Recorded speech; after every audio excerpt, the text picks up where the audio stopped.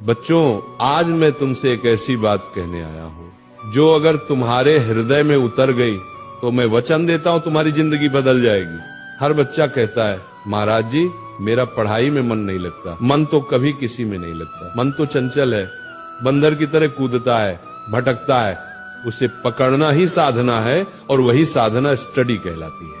पर आज मैं तुम्हें 3 ऐसे सूत्र दूंगा जो अगर तुमने अपनाए तो मन भी वश में होगा और सफलता तुम्हारे चरण चूमेगी। लेकिन एक शर्त है, जो मैं कहूंगा उसे सुनना ही नहीं, जीना भी होगा।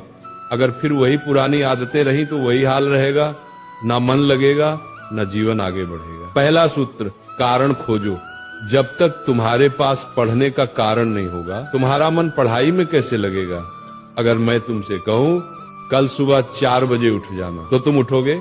शायद नहीं। पर अगर मैं कह दूं सुबह 4 बजे उठो और तुम्हें 1 लाख रुपए मिलेंगे, तो तुम 4 नहीं 2 बजे ही उठ जाओगे। क्यों? क्योंकि अब तुम्हारे पास एक कारण है। यही है पहला सूत्र, रीजन बनाओ। क्यों पढ़ रहे हो? क्यों मेहनत कर रहे हो? क्या तुम्हारा कोई सपना है? क्या तुम्हें अपने माता पिता का नाम रोशन करना है? क्या तुम्हें गरीबी से निकलना है?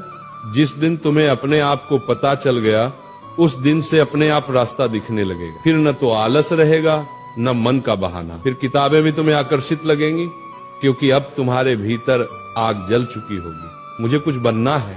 दूसरा सूत्र, एक समय में एक ही साधना। कई लोग कहते हैं हम मल्टीटास्किंग कर रहे हैं, पर सच ये है तुम मल्टी डिस्ट्रैक्टिंग कर रहे हो। एक समय में केवल एक ही काम करो। अगर पढ़ रहे हो तो सिर्फ पढ़ो, मोबाइल, दोस्त, बातें सबसे दूर रहो। एक कथा सुनो। एक व्यक्ति ने 100 जगह 1-1 फुट का गड्ढा खोदा और एक ने एक ही जगह 100 फुट का। पहले वाले को पानी नहीं मिला, दूसरे को स्रोत मिल गया।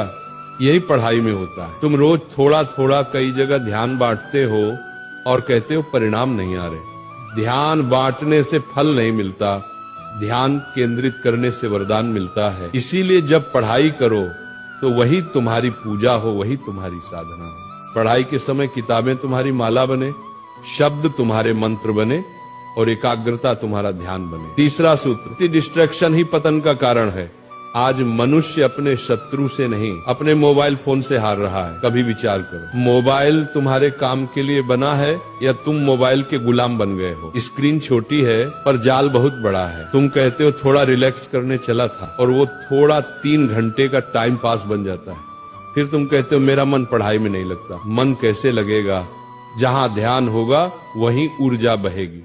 और अगर ध्यान सोशल मीडिया में बहा दोगे तो ज्ञान कहां से आएगा? मोबाइल बुरा नहीं, पर अगर तुम उसका उपयोग साधन की तरह करो तो वो वरदान